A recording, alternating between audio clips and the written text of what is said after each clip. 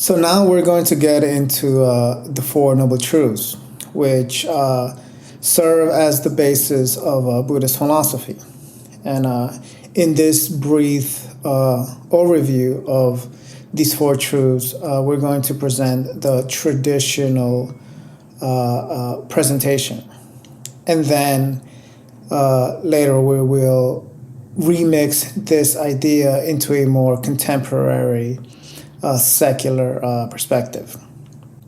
So the first noble truth, as it is traditionally presented, is that of the human condition of suffering, what is called dukkha, birth, sickness, aging, and death.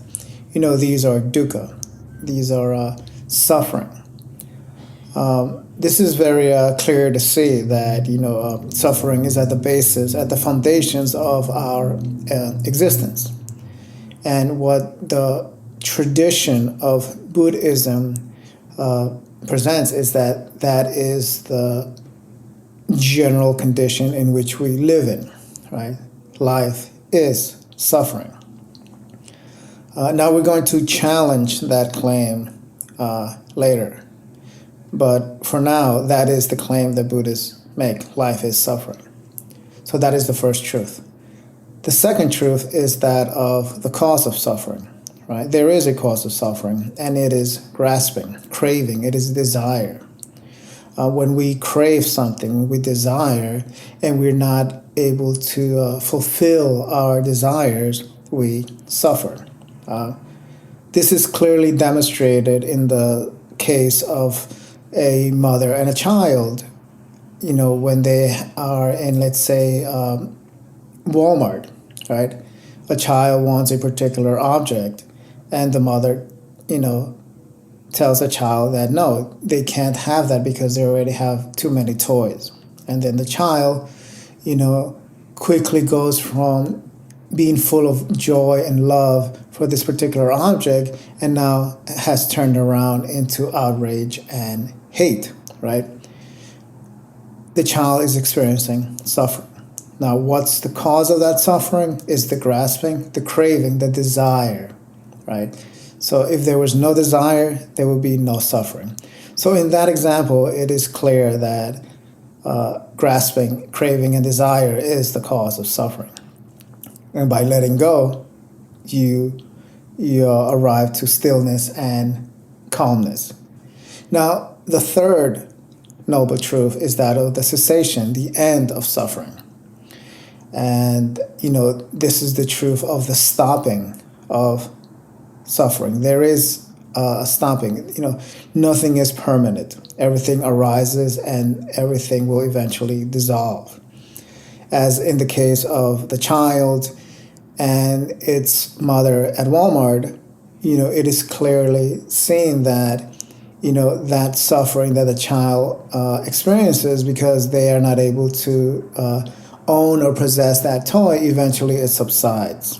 Everything that arises, it will eventually subside. The problem there is that, this is happening unconsciously. It is not happening skillfully, right? The child is not applying skillful means, or he's not applying mindfulness, right? Which, if they had a mindful parent, one of their jobs, and the jobs of parents is to teach the child how to control their emotions, right? So that their emotions don't control them. And there is mindfulness programs out there for children. So this third noble truth is the end of suffering, which is to, allow these energy charges to eventually subside. And all you have to do is let them sort of be, and they will eventually calm down. Now, the fourth noble truth is that of the path that leads to the end of suffering. And this is where the Buddha presented the Noble Eightfold Path, right? Which is a way of living in life that is harmoniously, that is skillfully, that cultivates and generates virtue and goodness in the world, so that not only the individual is able to have a good, meaningful life experience, but also society as a whole, right? And now, in the traditional Buddhist model, the Eightfold Path is what leads to the end of suffering, which is usually traditionally interpreted as reaching nirvana, right? Now, the way that these truths are presented traditionally, they are seen as claims. They are seen as beliefs. And this is where the sort of challenge of secular Buddhism comes in. And one of the main proponents of this idea is the Buddhist scholar and former monk Stephen Batchelor, which actually wrote a book called Buddhism Without Beliefs, which challenges and presents a sort of new model in which to approach these Buddhist ideas. So rather than seeing the Four Noble Truths as claims to be believed in, such as life is suffering, and that what we are to do is to cultivate a path that leads to nirvana, which is a belief, right? The belief of suffering and the belief of nirvana, right? That is not the framework in which we are going to explore these ideas. That is not we're going to be using a contemporary model, right? So these four truths are not something to be believed, that life is suffering and that we are to achieve nirvana in order to escape suffering. That is not that is not the model that we're working with. Rather, we're going to be approaching these Four Noble Truths as four tasks, as four activities that we are to cultivate and put into practice, right?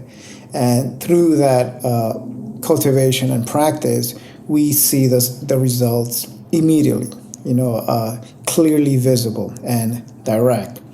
And that leads us into the model that Stephen Batchelor presents of the four tasks, or as he calls it, ELSA. So now in this new, updated, more contemporary and secular framework, we will be working with the ELSA model, which is presented as the four tasks. Task number one is to embrace life. And what we are pointing here is suffering, right? Suffering does play a role in our existence.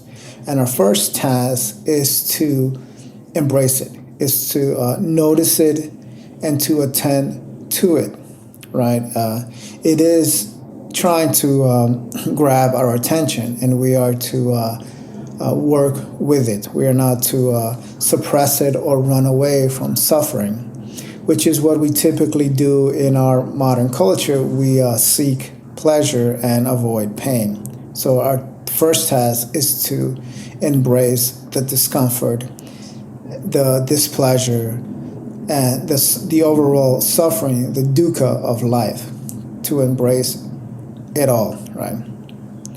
Now that leads us into the second task, which is to let go or to let be. So whenever these, uncomfortable situations and experiences arise, we are to let them go. We're not to engage in its narrative, in its story that leads us into a sort of perpetuating our experiences, right? Which what we typically do is we add more fuel to the flame. So rather than fueling and reinforcing those experiences, we are to let them be, just let them arise, and through time they will subside. They will, that energetic charge will diminish. And the way that we go about that is to just simply allow the experience to take place without engaging in that story, in that narrative, without identifying with it, and then propelling us into a vicious circle that leads us nowhere that is productive. Right? Now that leads us into the third task, which is that of the, stopping or seeing the stopping of reactivity, right? If we are able to hold these uncomfortable situations long enough, eventually everything will subside. Nothing is permanent. Everything arises and then it dissolves. And if we are able to endure these uncomfortable situations, eventually we see the stopping of these not only emotions, but also these charges and these sort of reactions that we habitually put into practice because we are not mindful. So through mindfulness, we're able to stop these negative emotions. Now that leads us into the fourth task. Once we have reached a point of stillness, of tranquility, at least momentarily, then this serves as the basis for us to act skillfully and appropriately in the world. So essentially what we're doing is we are creating an open canvas, a